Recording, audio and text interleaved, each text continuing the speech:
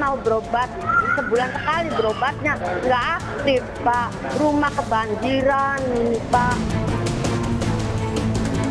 Bisa BPJS yang PBI itu bisa seperti biasa lagi gitu. Soalnya kalau saya harus bayar mandiri, kata saya buat sehari-hari aja kadang-kadang susah gitu.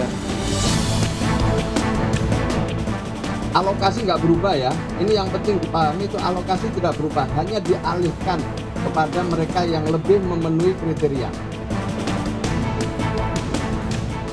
Negara tidak boleh menghapus hak jaminan kesehatan sekelompok penerima manfaat atau kelompok rentan secara tiba-tiba hanya karena persoalan data dan juga prosedur birokrasi yang tidak transparan.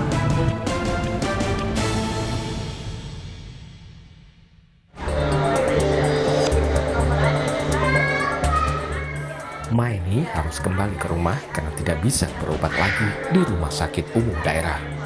Warga Indramayu peserta BPJS penerima bantuan iuran atau PBI ini tidak mendapat layanan kesehatan karena kepesertaan BPJS PBI miliknya dinyatakan telah nonaktif.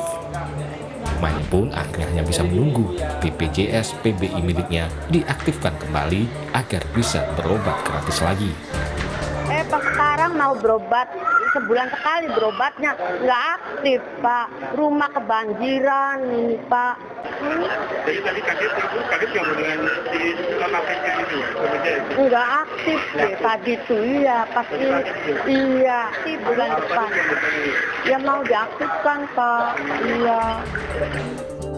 Hal serupa dialami Ajat. Pedagang es keliling asal Lebak, Banten ini menderita gagal ginjal kronis. Sudah 11 tahun, Ajat harus melakukan cuci darah 2 kali seminggu. Status kepesertaan BPJS PBI-nya dinyatakan nonaktif saat dirinya sedang menjalani cuci darah di rumah sakit. Ke dinas sosial, istri ditolak katanya, ini karena desilnya desil 6 gitu. Katanya, nggak tahu juga, katanya saya udah tergolong orang menengah ke atas gitu kalau udah desil 6. Gitu. Jadi katanya kalau mau aktif lagi harus keadaannya lagi dirawat katanya gitu. Bisa BPJS yang PBI itu bisa seperti biasa lagi gitu. Soalnya kalau saya harus bayar mandiri, kata saya buat sehari-hari aja kadang-kadang susah gitu. Pemerintah menjanjikan peserta BPJS PBI yang telah dinonaktifkan bisa melakukan reaktivasi kepesertaan mereka untuk mendapatkan layanan kesehatan gratis. Warga beramai-ramai mendatangi kantor dinas sosial setempat untuk melakukan reaktivasi kepesertaan BPJS PBI. Salah satu warga mengaku rela tidak mendapat bantuan sosial lain demi mendapatkan bantuan pelayanan kesehatan.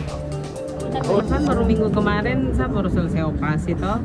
Operasi kista mau kontrol kembali tidak aktif. Makanya saya ke BPJS tanya, nanti dari BPJS suruh datang ke dinas sosial. Padahal sampai sini katanya mereka bilang tidak bisa lagi. Jadi alasannya apa Bu dari sini? Alasannya pokoknya nanti mereka mengutamakan yang emergency. Maksudnya yang berobat rawat jalan, yang lagi berobat lah.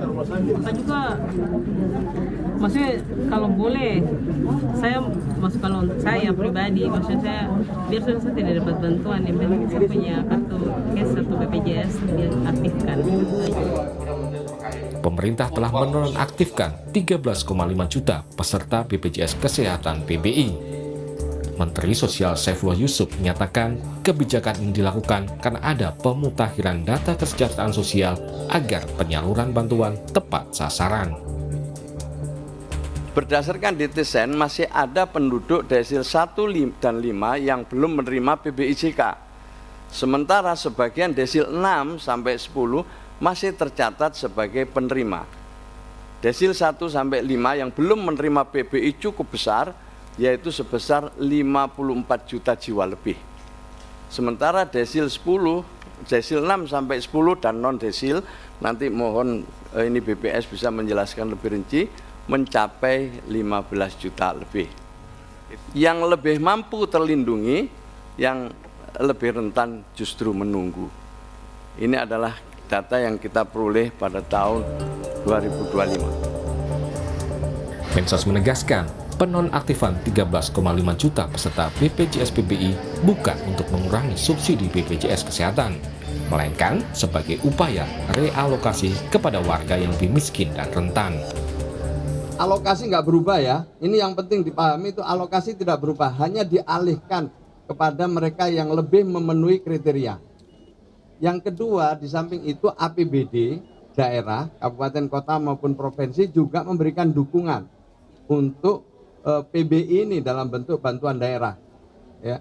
Jadi sebagian yang dinonaktifkan itu di-cover oleh daerah bagi yang daerahnya sudah UHC, Universal Health Coverage. Ya. Juga ada yang beralih ke mandiri. Jadi di sini juga ada yang beralih ke mandiri. Ini menunjukkan bahwa pengalihan ini juga membuat masyarakat yang bisa untuk membiayai dirinya sendiri atau keluarganya itu beralih ke program mandiri di BPJS Kesehatan. Pemerintah menegaskan bahwa rumah sakit tidak boleh menolak atau tidak melayani peserta BPJS PBI yang kepesertaannya dinonaktifkan. Sejumlah kepala daerah menegaskan akan menanggung biaya layanan kesehatan peserta BPJS PBI yang dinonaktifkan. Gubernur Jakarta Pramono Anung menyatakan 270.000 peserta BPJS PBI di Jakarta terdampak penonaktifan. Apakah reaktivasi ini berjalan baik atau tidak, tetapi pemerintah Jakarta tetap harus hadir untuk kemudian mengatasi, menanggulangi kalau masyarakat yang katakanlah dari 270.000 itu terkena, pemerintah Jakarta harus memberikan pelayanan yang sama. Jakarta itu tetap akan meng-cover itu, karena Jakarta punya ruangnya. Untuk itu ada yang disebut segmen PBPUBP. Pemda, peserta bukan penerima upah dan bukan pekerja yang didaftarkan oleh pemerintah daerah. Jadi tetap akan di-cover di sana. Menteri Kesehatan Budi Gunadi Sadikin menjelaskan status kepesertaan BPJS Kesehatan PBI dengan kondisi penyakit kronis akan secara otomatis diaktifkan selama 3 bulan. Kita sudah tuju semua orang yang tadinya anggota PBI akan direaktivasi otomatis. Nggak usah datang ke puskesmas, nggak usah datang ke Kementerian Sosial, otomatis akan langsung direaktivasi. YLKI menilai kasus penonaktifan peserta BPJS PBI merupakan bentuk pelayanan publik yang tidak patut dilakukan. Penonaktifan peserta BPJS PBI juga merupakan bentuk maladministrasi publik. YLKI telah melayangkan somasi ke pemerintah. Bahwa penonaktifan peserta PBI yang dilakukan secara sepihak tanpa pemberitahuan terlebih dahulu, tanpa mekanisme keberatan yang jelas, serta tanpa masa transisi yang manusiawi untuk penerima manfaat merupakan bentuk pelayanan publik yang tidak patut. Negara tidak boleh menghapus hak jaminan kesehatan sekelompok penerima manfaat atau kelompok rentan secara tiba-tiba hanya karena persoalan data dan juga prosedur birokrasi yang tidak transparan. Nah, YLKI juga menilai bahwa penonaktifan PBI ini berpotensi kuat sebagai bentuk maladministrasi publik karena mengabaikan hak konsumen atas informasi dan juga ini sebagai pelanggaran kewajiban negara dalam menyediakan pelayanan kesehatan yang memadai. Dengan hal ini, YLKI telah melayangkan surat somasi kepada Kementerian Sosial. Sementara anggota Komisi 9 DPR RI, Edi Wuryanto, mengingatkan soal solusi jangka panjang dari kasus peserta BPJS PBI ini. Pemerintah harus segera memperbaiki data kesejahteraan masyarakat. Namun, ia pesimis masalah data ini bisa selesai dalam 3 bulan.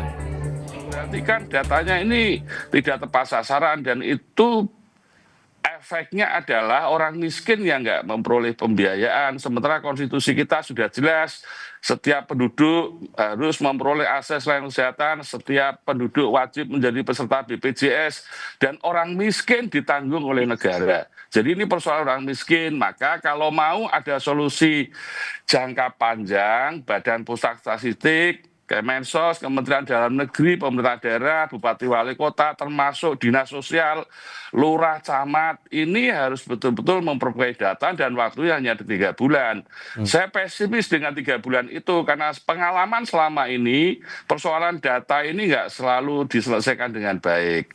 Oleh karena itu Kemensos, terutama BPS, Kemendagri harus bekerja keras. Banyak pihak berharap dengan pembaharuan data, bantuan sosial khususnya BPJS PBI bisa tepat sasaran untuk melindungi masyarakat miskin dari beban biaya kesehatan. Tim Liputan, Kompas TV.